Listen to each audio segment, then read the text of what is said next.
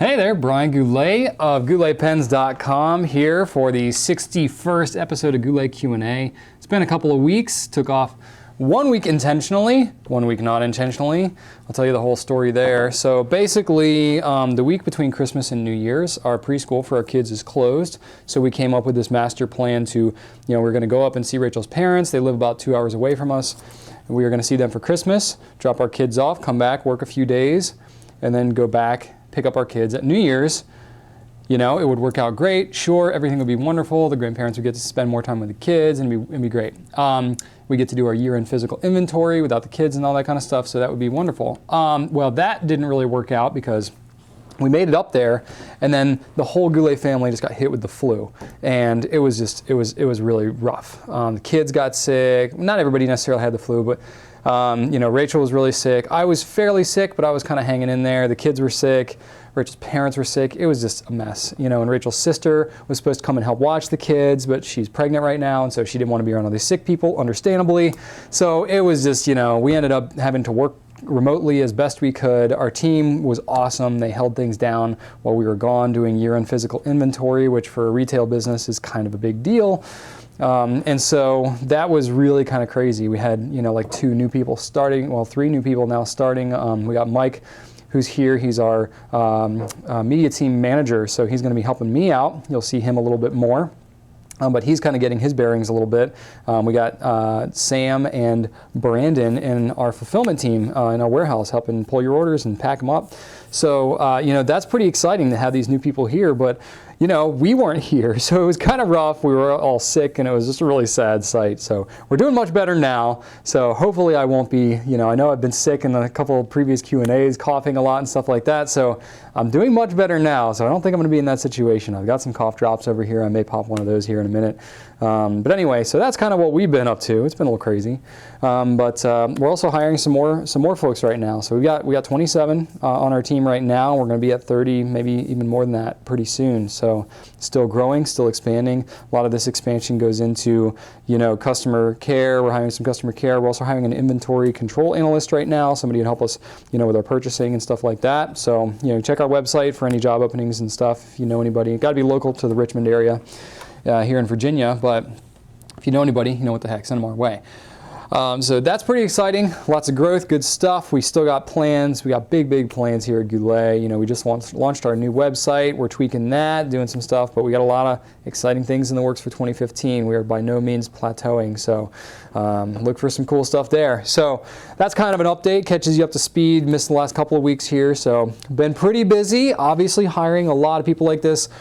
Rachel and I are both still very involved in that, so I haven't been putting out quite as many videos, and so I apologize for that, but trust me, that will ramp up here pretty soon. So as for today, though, got some questions that came in for Q&A this week. I'm not going to be able to answer them all, of course. That's kind of the modus operandi these days, but I've got some of the ones that I think I can answer best, so I put them together. Let's go ahead and kick it off here. I feel like I'm going to sneeze here in a second, so give me a second. There we go. That was a paper towel, by the way, not a napkin with ink all over it, so hopefully I didn't get ink all over my face. And I'm going to go ahead and pop a cough drop here just in case. Now I'm going to be all sniffly and whatnot. A lot of sickness going around. It's pretty sad. I was trying to take my son to the doctor right after the day after Christmas, and it was rough. It was really rough seeing everybody sick and all doctors' offices overloaded and everything. But anyway, first question we got is from Cody M on Facebook. Says, what's your recommendation for a day planner refill that's fountain pen friendly? Well, we really don't do a lot with planners here. We've got some, we've done some, but we've discontinued them. Honestly, a day planner, I don't know. There's day planners, there's weekly planners, there's monthly planners. There's so much about planners that I just don't know. I haven't really tapped into that. Honestly, it's really confusing. There's a lot of different options out there. I know if you're into planners, you're really specific about what you like. So if you're not getting one from a company that really kind of focuses on planners and knows them really well, you're not going to get kind of what you need. So we know that we're not able to service that community very well right now. So we don't do a lot with it. I think and we've got a couple. I mean, we've got the Rhodia has a weekly planner that's really pretty good, and the paper is pretty decent. And then we've got like a Midori for the traveler's notebook. We've got one that fits in the large well, they call it the regular size refill. And that one's you kind of write in the dates and stuff. So you just buy the refill and you kind of fill it in yourself. The problem is with most other planners, there's literally an expiration date on these things. So they come out every year and you kind of get them, and then the window kind of closes. So it's not like any time you can buy whatever planner you want. So it makes it really kind of confusing, and we just kind of don't really mess much with that. But I do know that Corvatis, they're owned by the same company that's Exclair, not Exclair, but Clairefontaine, Rhodia, all that. So really good products. They have a lot of different planner options. If you go to CorvatisPlanners.com, they have a lot of different ones.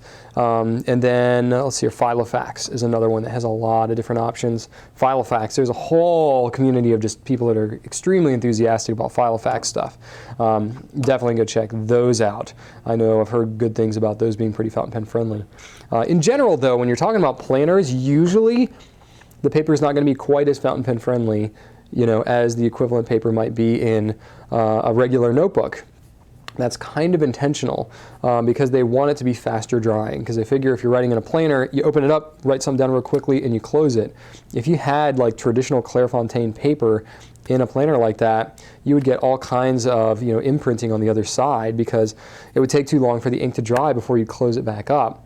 When you're writing in a regular notebook, you're much more likely to kind of leave it sitting out and stuff like that, maybe, than you would with a planner. So usually with planners, even if it's one company, like Corvatis, for example, they make the Habana, and then they make a lot of other planners that are in a very format very similar to the Habana, but usually the paper that they use in the planners is a little more absorbent. They use less sizing on the paper and stuff like that than they would in a traditional notebook.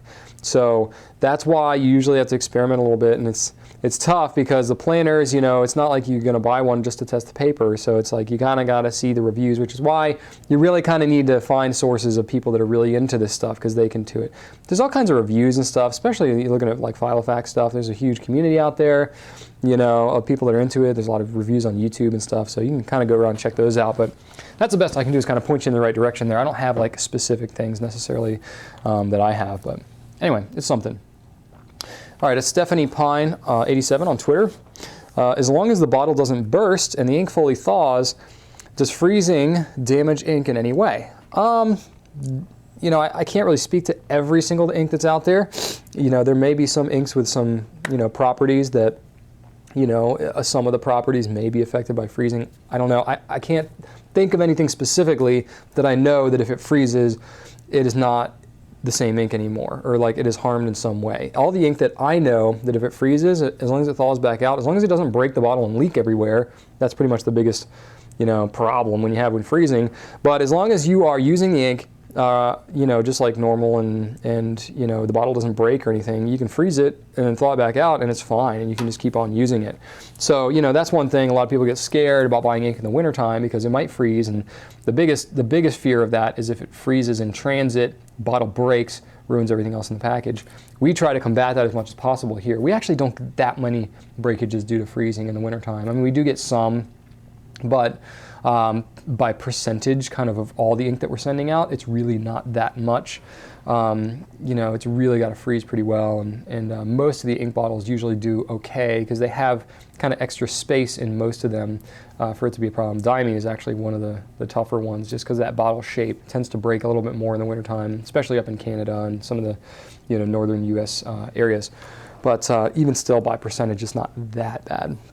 But what we try to do is combat that, so we'll try to package it up in a way that if it were to break, it wouldn't ruin everything else in the package, especially in the wintertime. We'll use stretch wrap and wrap the ink separately from other things, and do stuff like that to try to combat that, so that if it does happen, it's contained anyway. So those are neat little things we do. But in general, though, you can freeze it and thaw it back out and keep on using it. So yeah.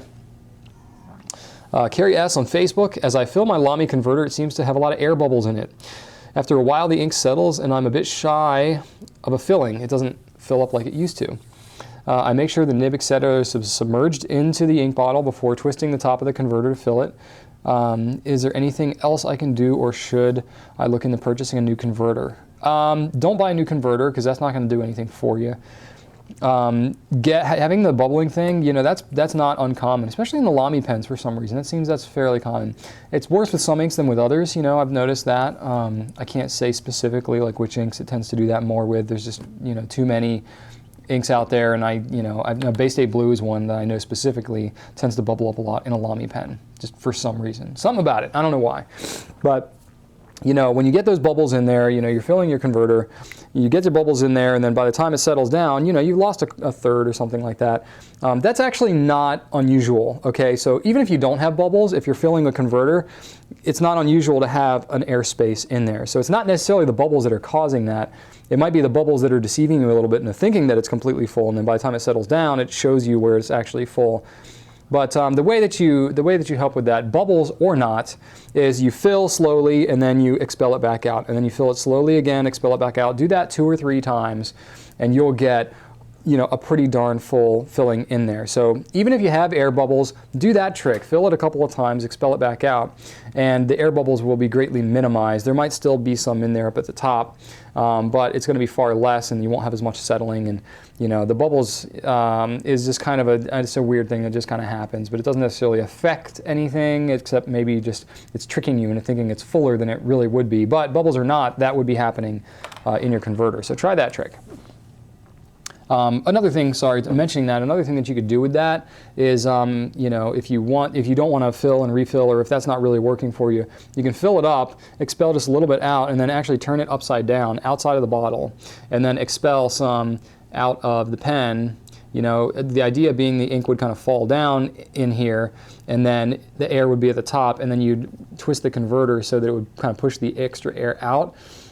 I don't like doing that method quite as much, first off, because usually the ink kind of splatters and bubbles out of the pen, so you got to have like a paper towel or something that you can kind of wrap around it as you're doing this trick. But then it tends to kind of make a mess, so you know, you can try that trick if you want, but usually you're going to get inky fingers and all kinds of stuff, so just try the filling and refilling thing, and that's pretty much the best you're probably going to get with that.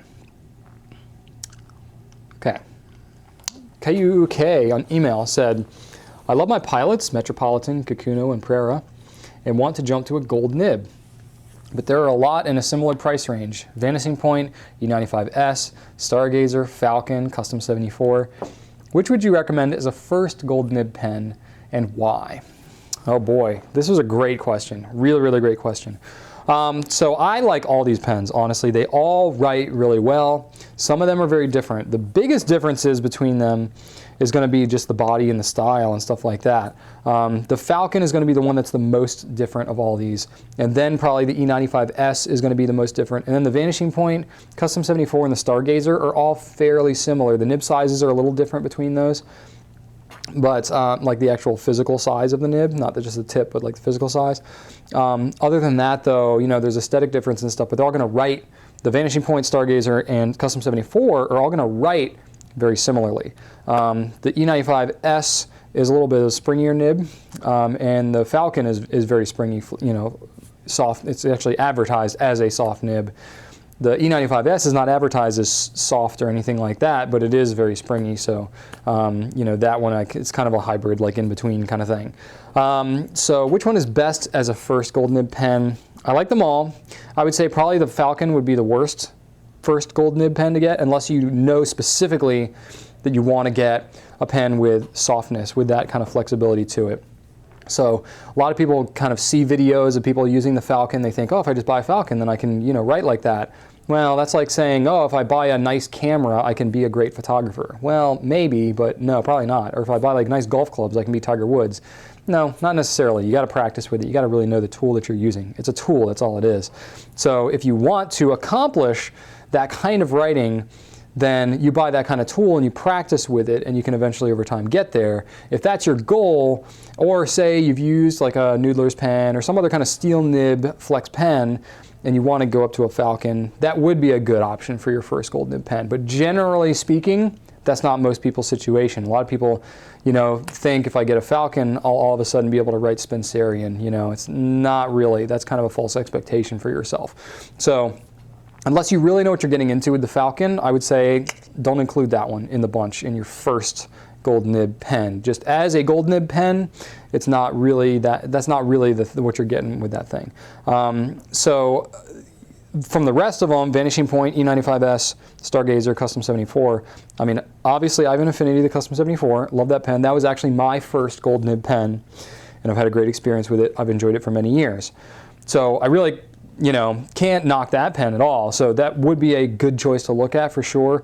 However, far more popular is a Pilot Vanishing Point, and for good reason. It's a fantastic pen, it writes really well, it's super practical, it's got the click mechanism. So it's a little weird in the fact that it's got a click mechanism, which most fountain pens do not have. Very few have that retractable fountain pen nib.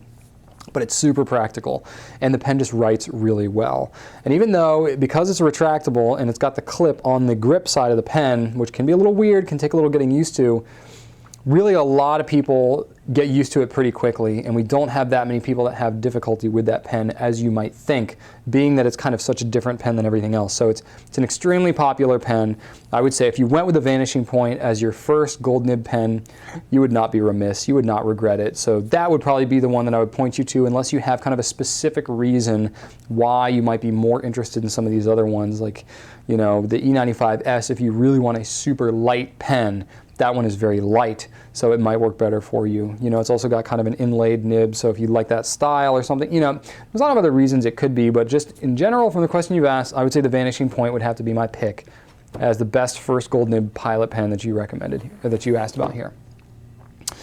SUNisMAD.John on YouTube. I'm looking for a blood red ink. Any recommendations? I like to write horror stories, and I want them to look creepy on paper. I said horror, by the way, just in case that sounded unintentional. So if you're writing scary stories and you want creepy looking blood red ink, there's a lot of kind of like red options. You can definitely check out the swab shop on gouletpens.com to see what inks are in kind of that nice red range. Honestly though, Diamine has got it locked down. They've got some great ones. Diamine Oxblood, even the name of it just sounds kind of creepy, but it's a dark red. So it's a red with kind of a little bit of a brownish tint to it, kind of like dried blood. If you're going for more of a kind of a fresh blood, this sounds really weird, I can't believe I'm talking about this, but if you're going for more of a fresh blood kind of look, Diamine Red Dragon is, I actually really like that red ink. And Diamine Matador as well is another one that is really good. Diamine just has a lot of really good saturated red inks that are really kind of cool like that. So there's other options out there, but those ones are just the first that come to mind, and I easily recommend those. All right, Jacob W. on Facebook. Will you ever be able to offer free shipping? It's so hard to justify a smaller purchase of a bottle of ink or two when I know there will be another $5 added to the end. I hear you. And I actually got a good number of little bullet points here, so I'm going to look down at my computer a bit. Talking about this, so I'm taking off kind of my fountain pen guy hat and putting on my businessman hat. As an e-commerce retailer, it's very tough because probably about half of all e-commerce companies do free shipping. So it's, in a way, it's kind of an expectation for some. In another way, it's maybe not. So we have very seldom done free shipping deals on gouletpens.com. We have done them before. It's not often. And the reason is, if you've ever taken any economics class, there's a concept called there's no such thing as a free lunch. And that's definitely true when it comes to shipping. There is no such thing as free shipping. No one is just gladly sacrificing the cost of shipping out of the goodness of your hearts. You're making up for it elsewhere. So as a business, if you're having free shipping, you're using that as a promotional, loss leader, if you will, and you're hoping to make it up either in quantity of things that are sold or in customers that you would not have had purchased from you without that free shipping coupon. So basically it comes down to a numbers game, from a businessman's perspective. If I offer free shipping, am I going to be able to make up for the loss that I'm going to take on that free shipping in some other way? And we've talked a lot about that here because we get asked about it a lot. And so, we're pretty business savvy here. So it's definitely part of the conversation. We've done very intentional kind of experiments before. We did one last summer where we had free shipping for almost 2 months because we wanted to collect a good chunk of data on both before, during, and after how did this affect our sales. as to, you know, the amount that someone purchases in a single order, the number of new customers we acquire, and so on and so forth. You know, I would not be a good businessman if I did not think about these kinds of things, right? You know, not to kind of like dehumanize the process, because, you know, I love you guys and I want to provide you the best experience overall as possible. And I know free shipping is one way that a lot of people view as that's a big benefit to me as a customer, and so on and so forth. But the thing that I can say, like, as a businessman, you know, if I give you free shipping on something, that is money literally that's just coming out of my pocket or the business company's pocket or whatever, you know, because there's a real cost to shipping, you know, and we actually take a loss on shipping overall for the year. And I can say we just closed our books for 2014.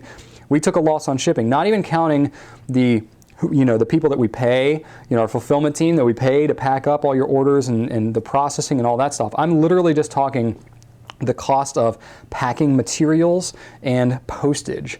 That alone, we take a loss on that over, you know, what you're actually paying in your shipping. And that's especially the case for us when you have larger orders, because we have a flat shipping price. Once you hit, you know, for first class mail, it fluctuates based on the weight. Anything up to a pound, you know, can go first class. Once you hit priority mail for us, it's a flat price, and you can buy, you know, $20,000 worth of stuff, and it's still going to be just that $5.95 or $6.95, whatever, shipping. And we intentionally keep it that way to try to incentivize you to gather up all of your stuff into one larger order, because we have such a high touch process for everything that we do. We do handwritten notes, you know, we do a lot of email, we do, you know, a very intentional packing, and we have double check processes all over the place to make sure that stuff actually gets out the door correctly. We're spot checking inventory all the time. So like we have a very high touch process for the orders that go out the door here. So we don't just like throw things in a box and send it out the door. And the challenge is when you do something like free shipping, you have to sacrifice something else, because you're not going to stay in business otherwise. You can't just, you know, give away free shipping and not make it up in some other way. So the way most other companies do it is they either try to cut down the fulfillment process to be as efficient and cost effective as absolutely possible, which means, you know, paying your employees less. It means, you know, not using as good packing materials or sending things in a slower method or whatever it might be. You know, it just becomes like get it out the door as fast as you can. And, you know, we obviously try to ship things quickly, but anybody who's ever received an order from Goulet Pens, you know we have such a personal and very intentional way that we pack everything, and that takes time. It takes time to train people.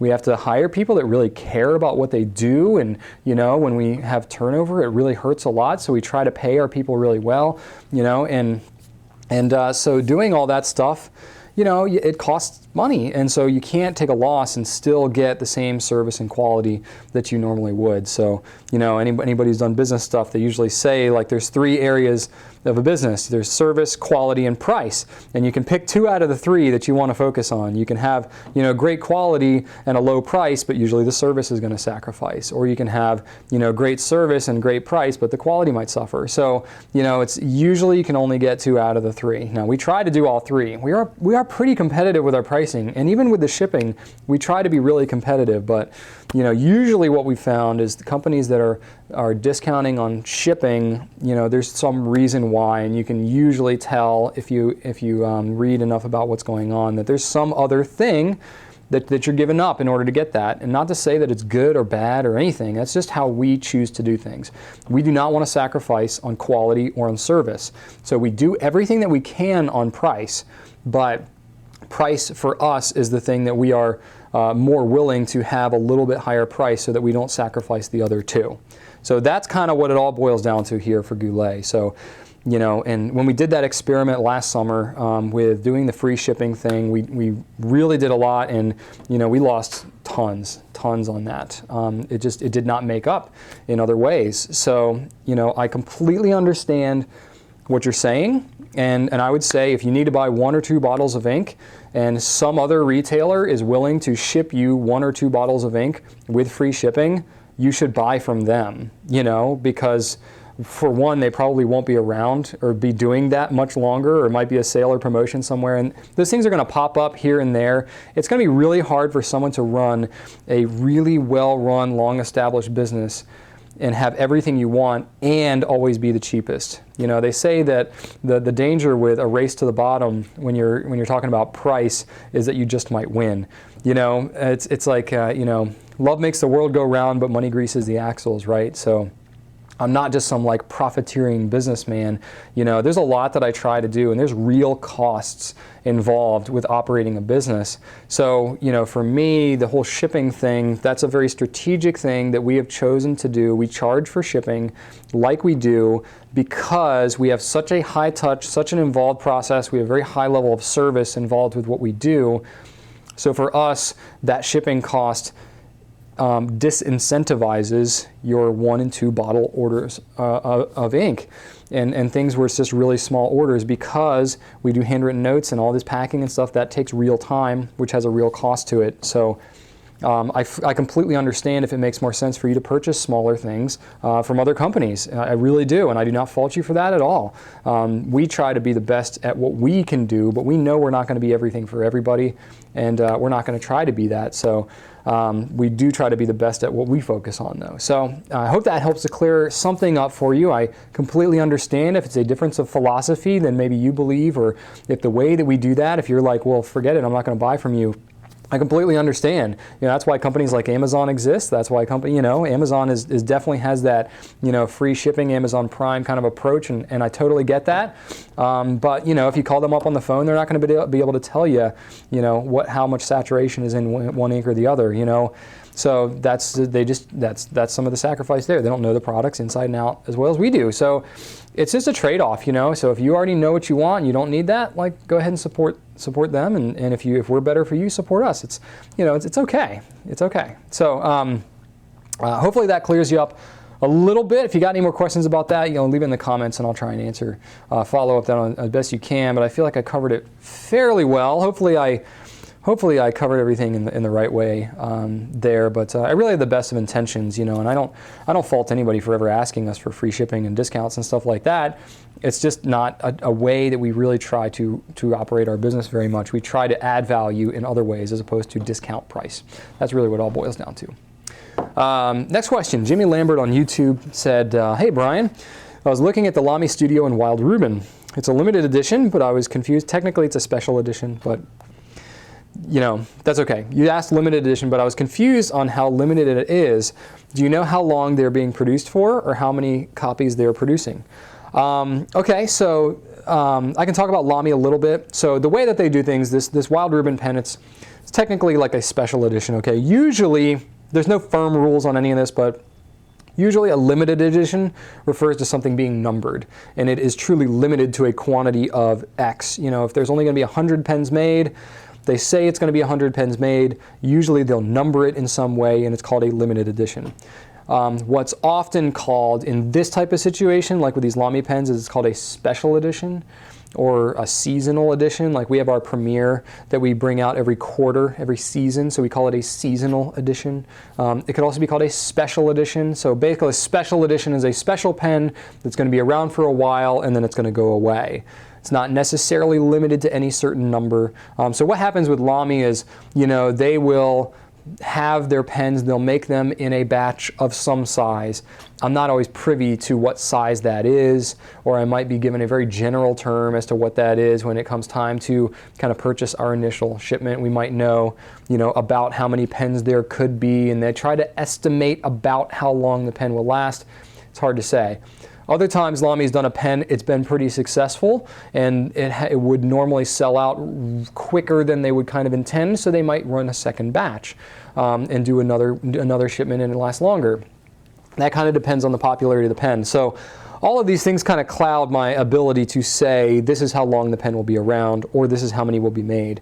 You know, especially because a company like Lamy, they're worldwide. So, you know, we might see a bunch of them in the US, but in Europe, they may last a lot longer, or vice versa. They may sell out faster in Europe and be around in the US for longer, you know, because there's different distributors that are set up on different continents.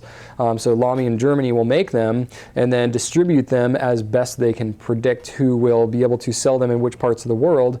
Of course, then it gets all cloudy because, you know, it's the internet, so you could buy from whatever country you want. So it's always really kind of hard to predict exactly what's going to happen, especially because you don't know how popular a pen will be at all when you're coming out with a new color.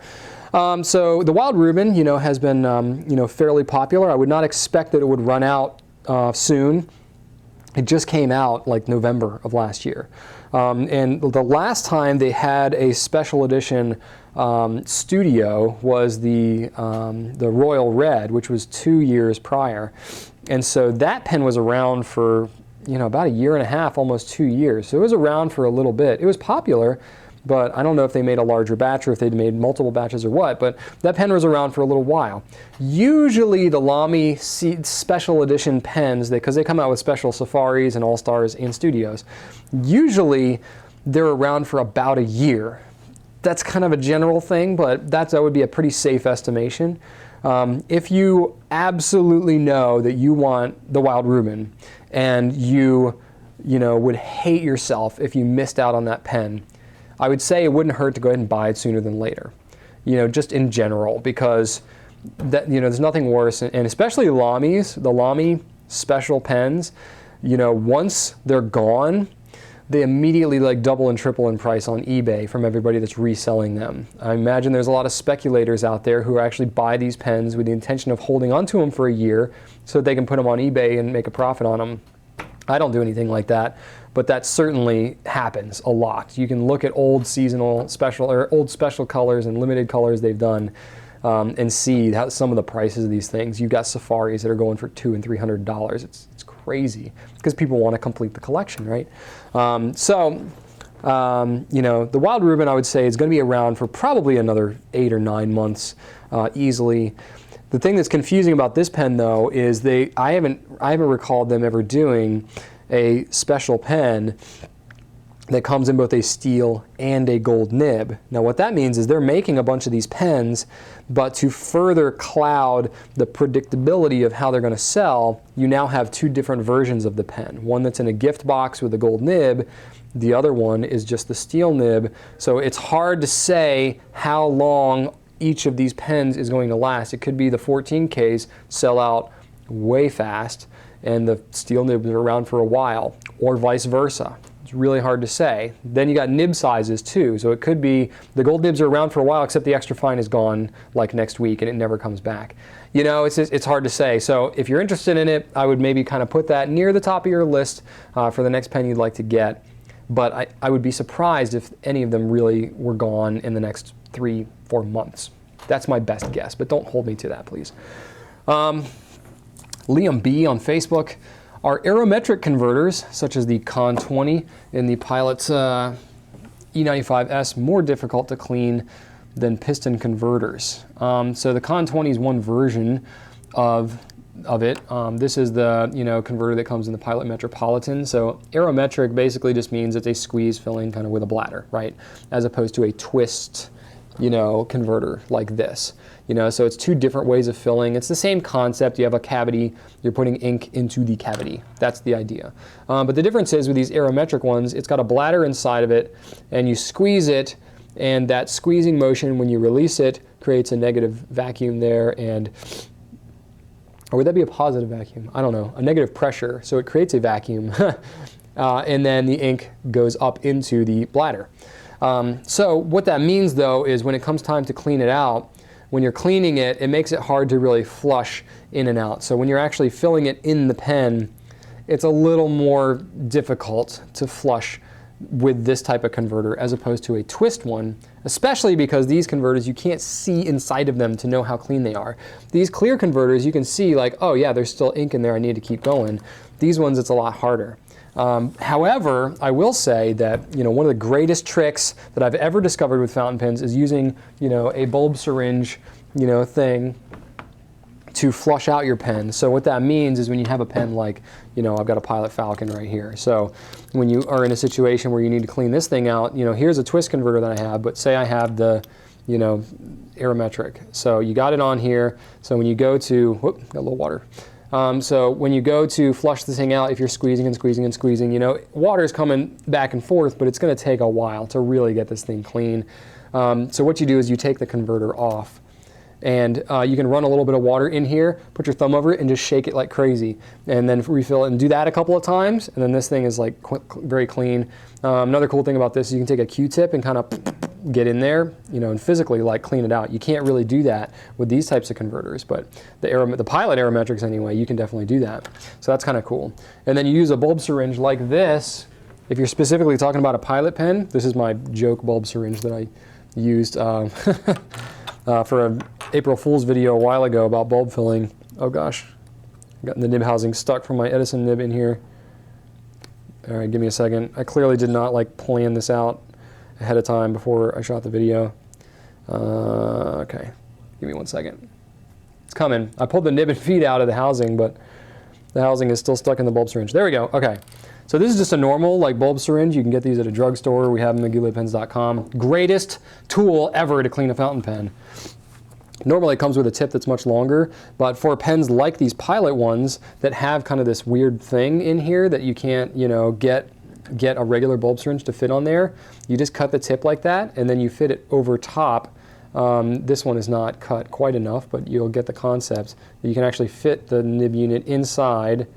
Okay, so I cut this to fit that Edison nib, but not quite fitting, so this is a really bad demo. But the idea is you fit that inside there, and then you can just flush it. So you take this thing, suck it up with water, fit it over here, and then boom, you know, it just flushes like crazy out of there. It cleans really easily.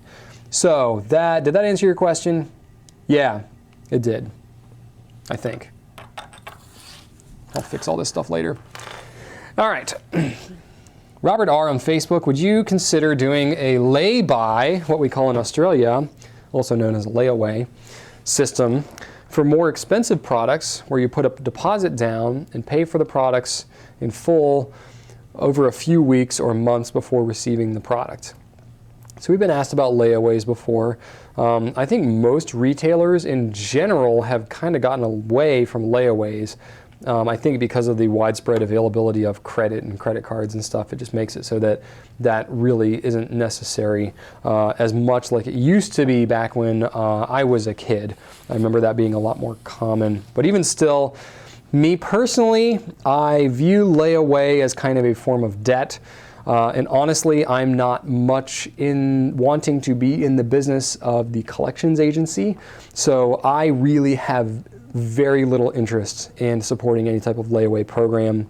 I understand that it could be of some benefit to some people. However, you know, I have, you know, put my team here through Dave Ramsey's financial piece twice, and I kind of abide by a lot of those principles. I have some kind of, you know, fundamental value issues with a layaway program.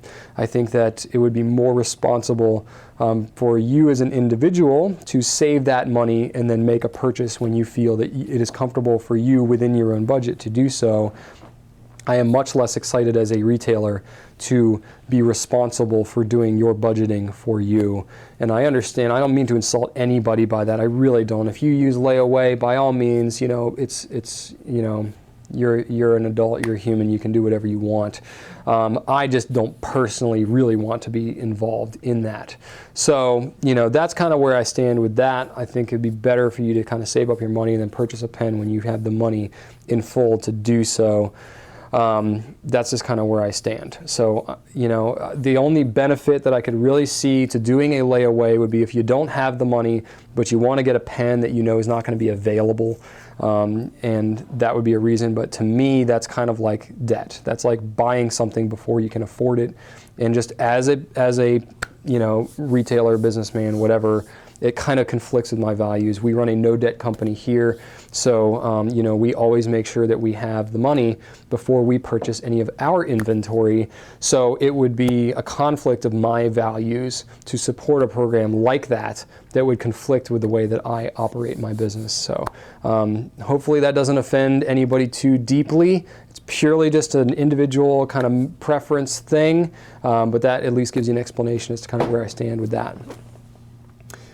Craig W. on Facebook said, can you recommend a specific pen or nib that's extremely flexible, loads lots of ink, and is medium to broad?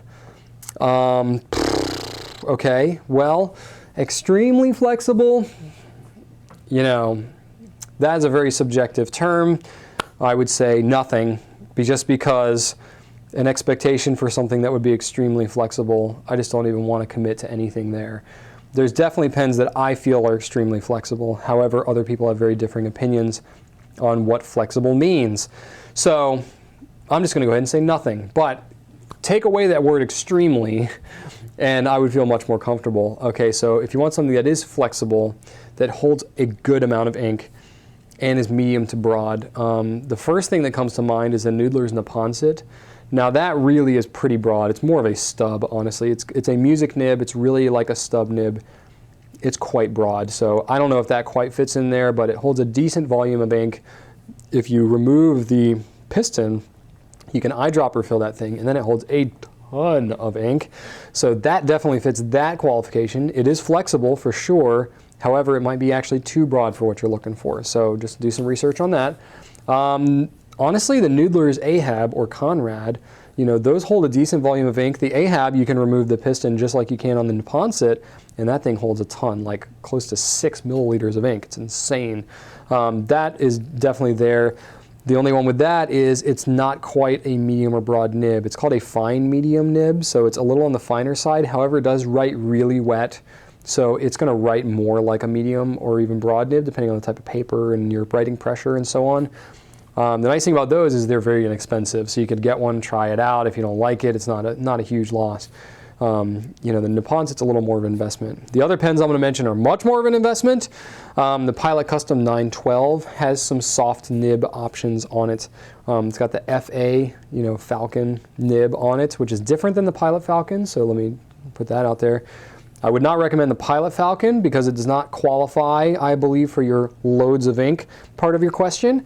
The Custom 912, though, is getting there a little more because it uses the Con 70 converter, the larger Pilot converter. So it's not loads necessarily, but it's more than the Falcon, the Pilot Falcon would hold. So I'll throw that out there, the Custom 912. It's got a soft extra fine, which kind of doesn't really fit your criteria, but it's also got that FA nib, which definitely would kind of fit in there. No, sorry, is it a soft fine or extra fine? I can't remember. Yeah, sorry, I think it's an extra fine and then the soft fine. I should check on that actually. Sorry, it's been a long week, so let me just check real quick just so I'm talking correctly. I haven't yet done my video on the Custom 912, and I apologize about that. I really meant to. Things have been a little crazy. I was out and sick and all that kind of stuff, you know. I'm a human. Okay, that's what it is. Okay, now I can be clear. It has a stiff extra fine, and it has a soft fine nib on the Custom 912. So that soft fine may or may not work. It's going to be a little finer than what you're saying, the medium or broad.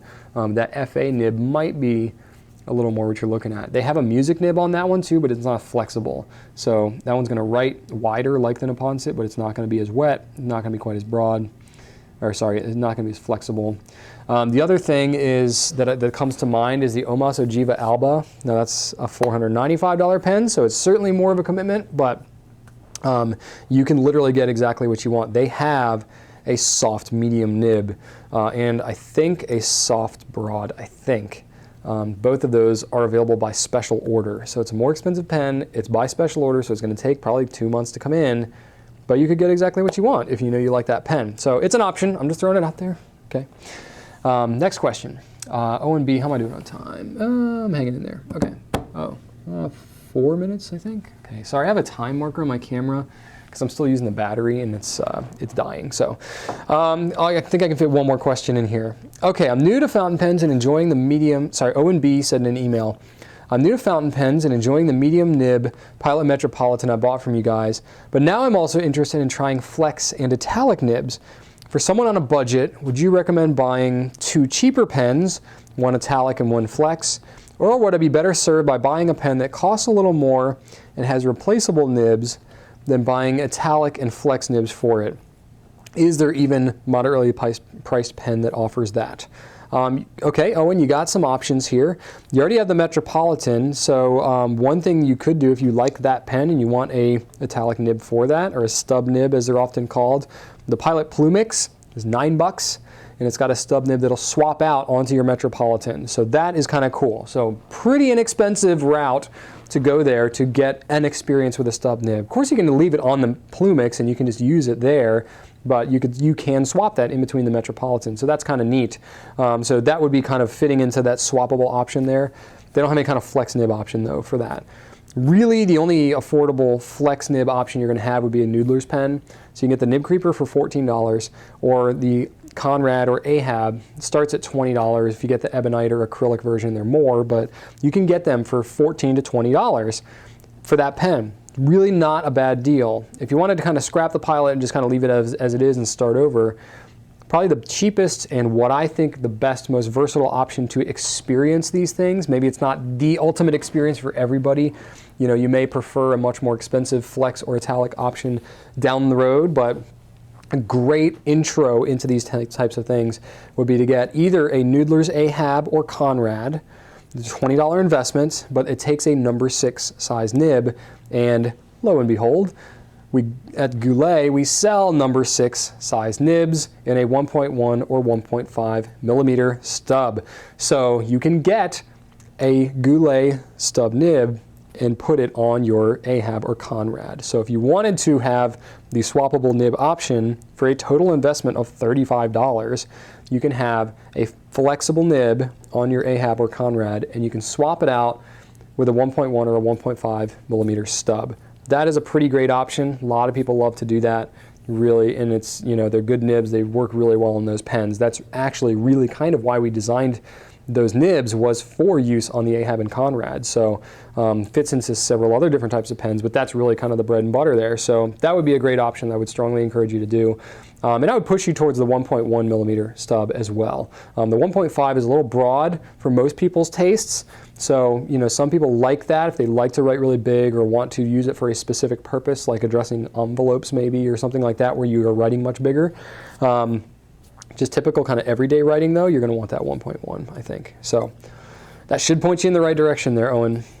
Let's see here. Do I have time? Nope, I'm pretty much out of time. So that was pretty good. So I know my energy level might be just a little bit lower than usual. I'm still kind of getting the back of groove of things. Got a lot of things going on, a lot of things in the works around here. The stuff you're going to see coming out of Goulet in 2015 is going to be pretty awesome. I'm really excited about a lot of the things that we have going on. Improvements to the website. You know, staff is getting trained. We're moving people around, departmentalizing some things. You know, once we get to the point where we have like 27, 30 people, there's a lot that goes into helping everybody to operate, effectively every day, and making sure everybody's happy here, because happy people here make for happy people out there in the world that interact with our company. So that's something really important, is making sure everybody's happy here. So, I'm going to be back next week with a Q&A as well. So go ahead and ask any questions. You can do it through Facebook, YouTube, the blog, Twitter with hashtag GouletQA, and then email as well, gouletqa@gouletpens.com. And I got a question of the week for this week, so if you can leave in the comments, what New Year's resolutions have you actually kept so far? We're 9 days in, and I know you have some things you may intend to do, or you may have done some things that you already quit. But I'm curious to know, what New Year's resolution do you have that you've actually been doing?